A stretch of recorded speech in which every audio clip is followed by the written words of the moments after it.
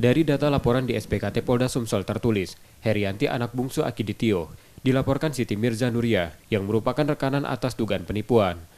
Kerugian yang dialami pelapor tertera sebesar 2,5 miliar rupiah. Dugaan penipuan ini, awalnya Herianti sebagai terlapor menawarkan pada pelapor untuk menanam modal di usaha ekspedisinya dengan janji keuntungan 10-12% pada Mei 2019 lalu. Namun hingga Januari 2020, pembayaran mulai tersendat sampai saat ini. Terkait dengan laporan Siti Mirza, seperti sahabat kemarin, memang laporannya sudah ada.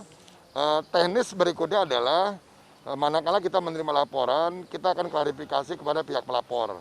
Ya. Sampai saat ini yang bersangkutan belum memberikan keterangan terkait dengan laporan yang disampaikan ke SPKT kemarin. Artinya ada kemungkinan Pak jadi juga? Bisa saja. Terkait dengan laporannya ya. Kalau Laporan itu memang ada ya Pak ya? ada laporannya. Dalam hal apa laporan? Laporannya ada terkait dengan laporan penipuan. Tetapi tadi yang bersangkutan belum memberikan keterangan ke kita terkait dengan isi laporan yang disampaikan.